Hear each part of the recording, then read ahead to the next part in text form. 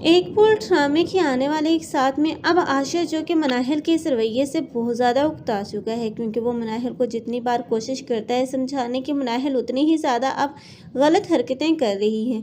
और उसे इतना ज़्यादा गुस्सा दिला रही है कि अब आशिर की बर्दाश्त से बाहर है। क्योंकि आशिर जो कि अपनी माँ को राज़ी करना चाहता है और इसी कोशिश में है कि उसकी माँ उसे माफ़ कर दे, लेकिन अब मनाहिल का रवैया ना तो अपनी सास के साथ अच्छा है और ना ही अब आशिर के साथ, बल्कि आशिर के साथ तो उसने शादी करनी थी और कर ली। अब तो वो जैसे आज़ाद हो चुकी हो, इसलिए वो आशिर को भी ज़रा भाव नहीं दे रही। कल तक बतूल थी जो कि आशिर के सब काम अपने हाथों से कर रही थी और सब घर को भी उसने अच्छे से संभाल रखा था, लेकिन अब ये मनाहिल है जो कि अपने काम तो करने से रही और बाकी की जिम्मेदारियों को तो वो देख नहीं रही। और सबसे बढ़कर अब उसे शॉपिंग और घूमने फिरने से ही फुर्सत नहीं है, क्योंकि अब जिस मकसद के लिए उसने शादी की थी और वो मकसद तो पूरा हो गया, लेकिन वो ये नहीं जानती कि जितनी आसानी से अब आशिर उसे अपनी ज़िंदगी में ला सकते हैं, उतनी ही अब तेज़ी से उसे अपनी ज़िंदगी से भी निकाल सकता है। लेकिन मनाहिल ये सब कुछ भूल बैठी है। लेकिन मनाहिल का सच जो कि अभी तक ये आशिर नहीं जानता, लेकिन आशिर के सामने तो मनाहिल का सच अब बतूल को डिवोर्स देने से पहले पहले ही आ जाएगा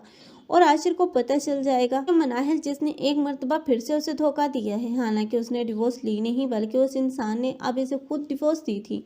तब तो वो और भी ज़्यादा परेशान होगा कि मनाहिल उसके जज्बात के साथ एक मर्तबा फिर से खेल खेल गई। लेकिन अब आशिर के साथ जो कुछ भी हुआ है वो सब कुछ डिजर्व करता था, क्योंकि उसने भी तो अब बतूल के साथ